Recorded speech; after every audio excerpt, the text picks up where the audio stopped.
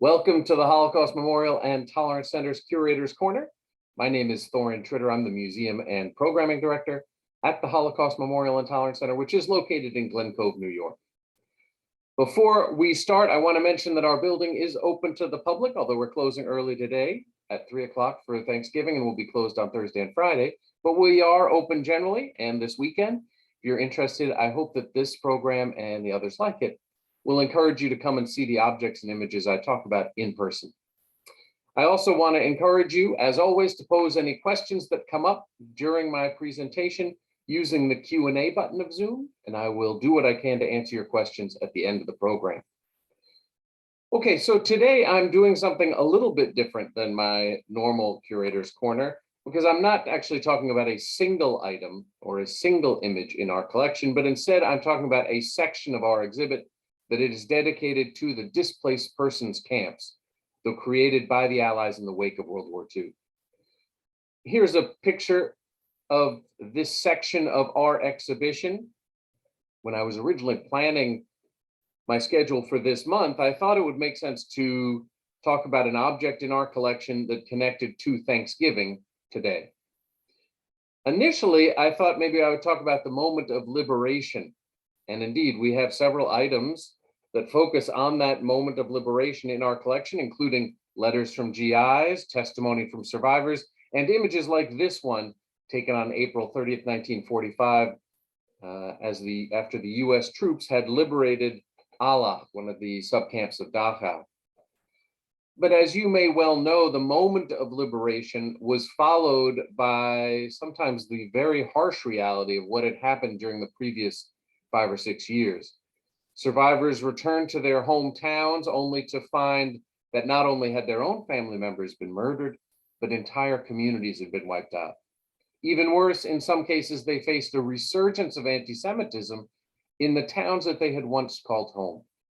So the moment of liberation, while certainly something to be thankful for, was followed quite quickly by a whole new set of challenges. And so I didn't want to focus just on that moment of liberation. I chose instead to focus on the displaced persons camps, because they were such a crucial set of places where survivors recovered physically after the war and restarted their lives after the end of the war.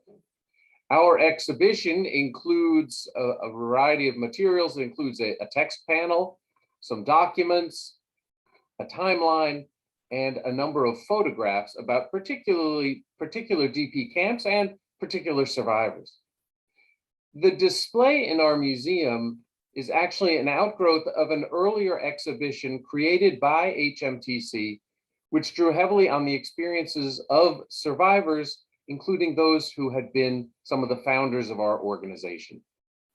That temporary exhibit actually is something we still send out on loan, and it's going to be actually on display in San Antonio, Texas next month. But in addition to the temporary exhibit, we incorporated much of the content of that into our core exhibition. And as you can see, the focus on the temporary exhibition was on the way the DP camps provided a place for survivors to rebuild their culture and community in the aftermath of World War II. Let me back up and mention something about the establishment of the displaced persons camps. Here you see a map that shows how the camps spread throughout Germany in the Allied occupation zones, particularly in the British and American areas. There were also other camps in portions of Austria and Italy.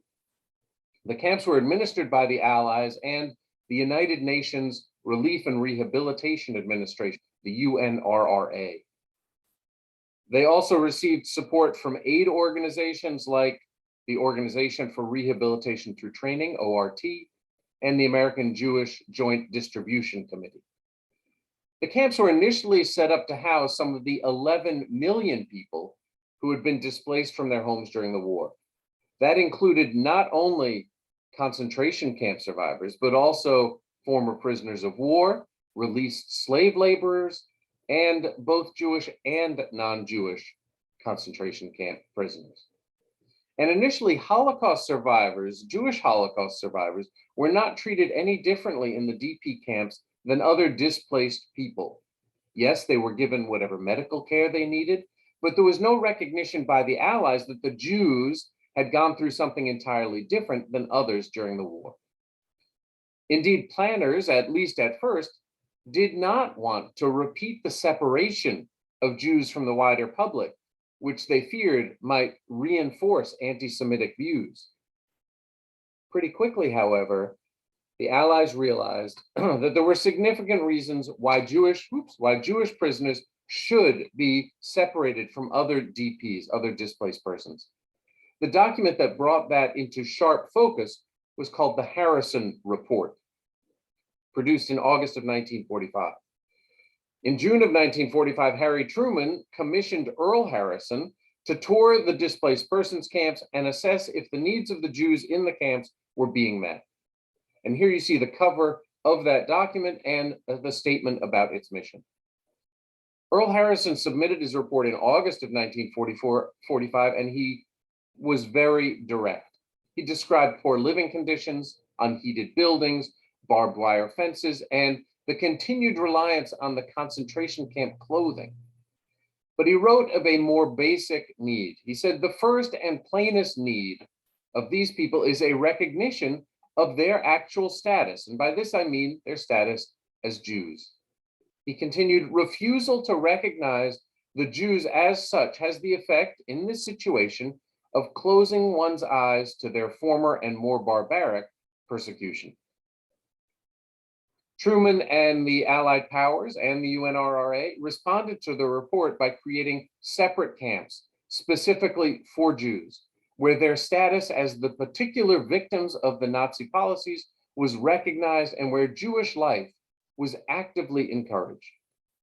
So the DP camps became particularly important for the Jewish survivors of the war, who, as I said before, had no homes to return to, who had lost all or most of their families, and who needed temporary home while they waited to get approval to emigrate out of Europe to the United States, to British Palestine and later Israel, or elsewhere. By the middle of 1947, there were some 250,000 Jews housed in DP camps, awaiting legal immigration to new homes. And while they waited, the survivors started to rebuild their lives in these camps, creating flourishing communities out of the remnant of the Jewish people of Europe. This is one of the photographs that we include in our exhibition that reflects one of the notable characteristics of the DP camps. They were home to the highest birth rates in the world at the time. This shows young parents heading to a Zionist rally in the Landsberg DP camp in 1948, but there are similar photographs of young parents with baby strollers from almost all the DP camps. The baby boom was partly a response to the Holocaust. Many survivors felt a pressing need to have children to make up for brothers and other family members or siblings who had been killed. Having children was also a way to emphasize that the Nazis had failed in their effort to wipe the Jews from Europe. But the high birth rates were also due to the demographics of the survivors. Today, Holocaust survivors are an elderly group. But during the Holocaust, the young and the old were often the first to be murdered by the Nazis. The vast majority of survivors in 1945 were in their early 20s or maybe 30s. They had been the population that had been able to resist the Nazis or who had been selected for work detail and been strong enough to survive. The war had put their lives on hold for 6 years, but in the DP camps, they recovered their health and then found themselves surrounded by others of their same age and with similar backgrounds. Not surprisingly, residents of DP camps got married and started having families. When I see this photograph, I cannot help but to see an amazing example of resilience and a surprising level of optimism. These men and women had gone through an unbelievable hell, and yet they survived and chose to make a new future for themselves and for the next generation, for their children. I'd like to talk about a few other pictures in our DP camp exhibition, many of which, as I said, show survivors who were instrumental in the creation of the Holocaust Memorial and Tolerance Center. The first person I want to talk about is George Oscar Lee, who we show with the fire department at Fehrenwald, a DP camp that was located about 25 miles south of Munich, and that was both one of the longest running DP camps and one of the largest. George was born Oskar Littman in Drohobych, Poland on September 1st, 1924. Drohobych was a city of about 40,000 people in 1930, including 15,000 Jews. So almost a third, maybe more than a third of the population were Jews. But it was also home to one of Europe's oldest salt mines, and Drohobych had also developed into one of the largest oil refinery centers in Europe. Today it's part of the Ukraine, but in 1924 it was part of Poland, about 50 miles southwest from the large Polish city of Lvov, now the Ukrainian city of Lviv. On September 1st, 1939, the Nazis invaded Poland from the west, and then on September 17th, the Soviet army invaded from the east. Based on prior agreement, Poland was divided among the two powers, with Drohobych and the nearby city of Lvov falling under Soviet rule. Then, in June of 1941, the Nazis invaded the Soviet Union and quickly moved to take control of the oil refineries in Drohobych. With the threat of Nazi invasion, George and his father Jacob, along with some other family members, rushed onto a train that took them east into Russia ahead of the Nazi forces. George's mother and his sister decided to stay behind in Drohobych, thinking that the Germans would leave the women alone, as they had done during World War I. In the end, George and his father traveled close to 2,000 miles well east of Moscow to the Ural Mountains. There, George's father, who was 48, was deemed too old to serve in the army, so went to work in a tractor factory. And George, who was only 16, was seen as too young for the army and was instead assigned to work in a fire brigade, replacing a number of older men who had been entered into the army. And it was in this small town in the Ural Mountains called Krasnofinsk that George underwent a rigorous training as a fireman, later to be arrested by the NKVD, Stalin's secret police, under suspicion that he was some kind of subversive. He was held in prison for 6 months, but then released and enlisted quickly in the Polish division of the Red Army, serving in an anti-aircraft battalion that helped liberate Warsaw, and then continued fighting all the way west to Berlin. After the war, there's a picture of him in his military uniform. After the war, he returned to Drohobych to find that his sister and mother had been murdered by the Nazis. And believing that life would be better in America, he and his family members, surviving family members, smuggled them across the Czech border and into Germany, arriving at Fehrenwald, the DP camp, on October 10th, 1945. While he had suffered the loss of family members and endured starvation brought upon by Stalinist policies during the war, he had not experienced the atrocities of the Nazi concentration camp. He arrived in Fehrenwald just after his 21st birthday as a strong, handsome, confident young man who had managed to survive the war based on his wits and cunning. And he brought his experience in military service. He leapt into the Fehrenwald community, helping to establish not only the fire department that I showed before, but also the police department. This is another picture we have of the fire brigade led by George Oscar Lee. And I think you can see in this picture his confidence and the pride that the men share with him for being part of this group, a group of survivors. Let me share one other photograph of George Oscar Lee. This is actually one of my favorite photos in our museum. It's one that's included in the traveling exhibition about the DP camps. It shows George in an alpine ski sweater made by some of the women in the DP camp out of the mops that were sent as cleaning supplies for the camp. The women had taken apart the mops. They found that they could make other brooms or other devices to clean, but they could take apart the mops and use the threads to knit together sweaters, which they felt were more important than the mops. I love the photo first because it shows a very handsome George Oscar Lee, but also I think it shows the creativity and the entrepreneurial spirit that emerged in the DP camps. George ended up staying in Fehrenwald for 3 years, eventually moving to the United States in 1948. After coming to America, he married a survivor that he'd met at Fehrenwald. They raised 2 children in New York and made a new life for themselves, eventually retiring to Nassau County. A second person I want to talk about is Gad Goldman. Gad Goldman was born into a modern Orthodox family in 1913 in Kalisz, Poland, located about 80 miles west of Łódź. In September of 1939, at the age of 26, Gad watched as the Nazis marched through the area around Kalisz and Łódź and took control. Only a few months later, in February of 1940, word reached the families in Kalisz that the Jews of Łódź were being forced into a small portion of the city, which had been set up as an enclosed ghetto. The gates of the ghetto were closed on May 1st of 1940, and for the next few months, Jews were brought in from the surrounding area and even further away and forced into that ghetto in Łódź, including Gad Goldman and his family. This is a picture of Gad Goldman's working papers that we also have in our museum, probably from 1940.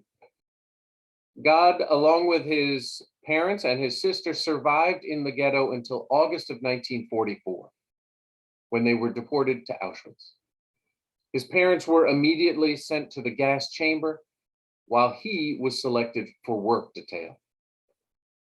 As the Red Army approached a couple of months later, he was sent west to another concentration camp in Germany, in Schottenberg, where he was eventually liberated in the spring of 1945. He then moved to a displaced persons camp, also at Fehrenwald, and it was there that there were significant things that happened for his life. It was in the DP camp, for example, that he met his future wife, Sylvia, who was also a survivor, shown here sitting with him 2 years after the end of the war.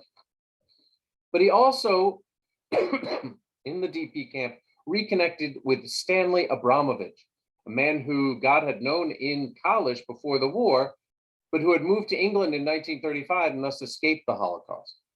Abramovich came to Fehrenwald as a representative of the American Joint Distribution Committee, known as the Joint, or the JDC. The Joint distributed supplies in displaced persons camps, including food, medicine, clothing, tools, equipment, and much more. But the Joint also provided a range of services, including vocational training, that was meant to help survivors learn the skills they would need to get employed and find work in Europe or wherever they moved to. In Fehrenwald, Abramovich, outfitted in an American Army uniform, functioned as an administrator, a social worker, a rabbi, a teacher, and a logistician. And he needed help. And one of the survivors who he found dependable, creative, and entrepreneurial was Gad Goldman. Soon, Gad was Abramovich's right-hand man, particularly when it came to organizing all the vocational training programs in Fehrenwald. And when Abramovich shifted his work to a newer camp named Windsheim, located about 30 miles west of Nuremberg, he got the Joint to hire Gad Goldman to run the vocational programs there. It was through that job that Gad gained experience and a reputation as a hard worker that would open doors for him later in life. In 1951, Gad and Sylvia moved to New York, settling in the Bronx and then later in Far Rockaway. Their daughter, Marilyn, settled in Great Neck years later, connecting the family's history to Nassau County and our museum. Let me finish by talking about one other person in our exhibit, Lillian Gewurtzman. Lillian was born in Grabowice, Poland.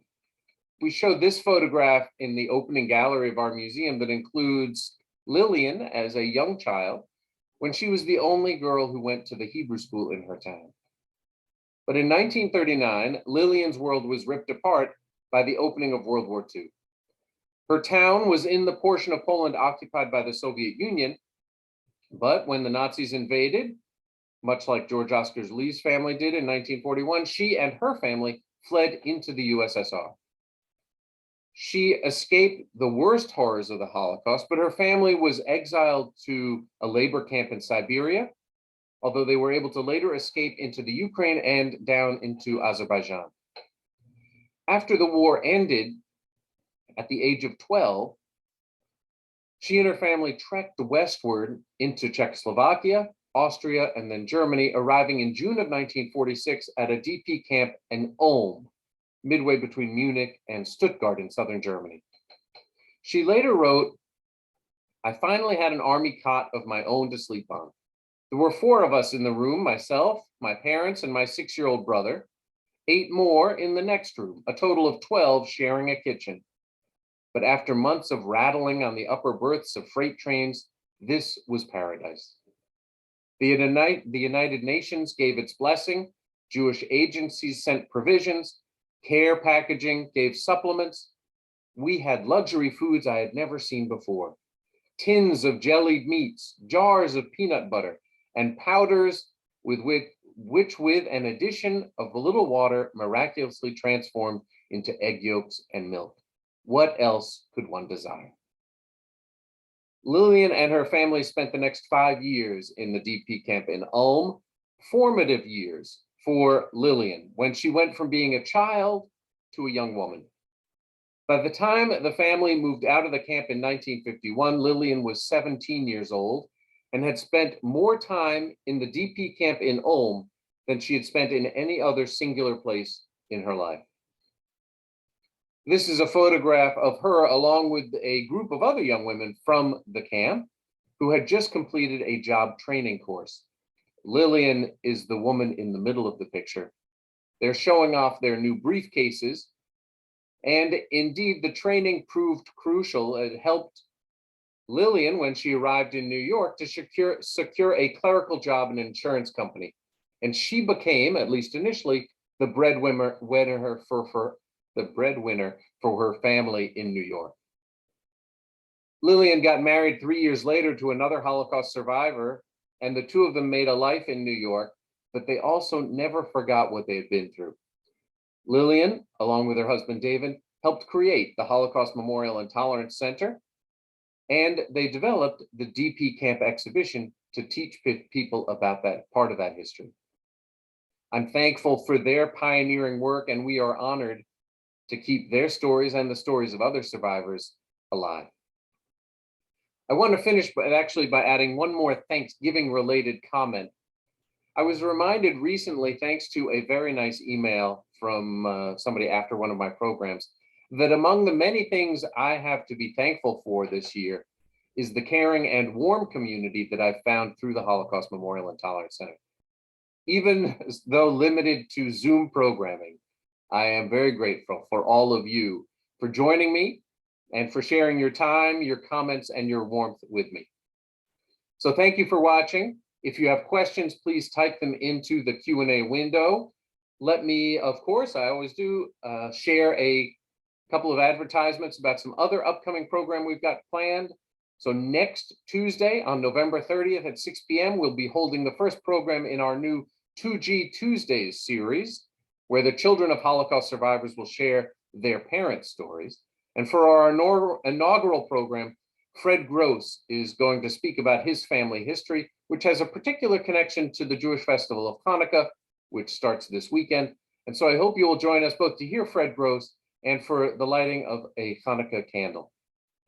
I will be back for my next Curator's Corner next Wednesday, December 1st, when I'm going to talk about a large photograph in our second gallery that shows the 1934 Nazi Party rally. I'll talk about the photograph and also about the larger pageantry of the Nazis. And one more program to mention, our Louis Posner Memorial Library is launching a new book club. We'll be holding our first meeting over Zoom on Wednesday, December 8th, when we will be talking about Georgia Hunter's We Were the Lucky Ones. We do have some copies of the book available at our building.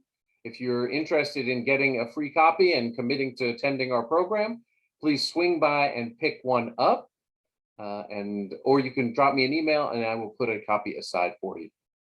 Anyway, you can find more details about these programs and a full listing of our programs on our website at www.hmtcli.org, and then click on the events tab. Okay, let me see if you've got some questions. Let's see here. Do you know what Holocaust survivors tended to tell their children soon after the Holocaust, about the Holocaust, if they said things to them right after?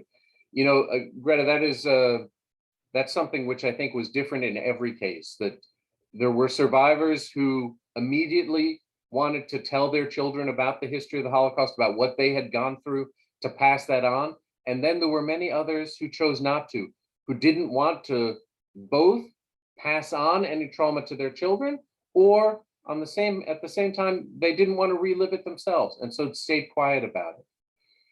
So I think there's no one answer about that, but there were certainly some who shared that information. Somebody says, do we have any information about the Heidenheim DP camp? I don't believe we have anything from Heidenheim in our exhibition. I don't think so. Okay, looks like those are the questions and comments. Thank you very much for all your warm wishes, and I wish all of you a happy and healthy and safe Thanksgiving. I look forward to seeing you at some of our other programs soon. Be well, take care, bye-bye.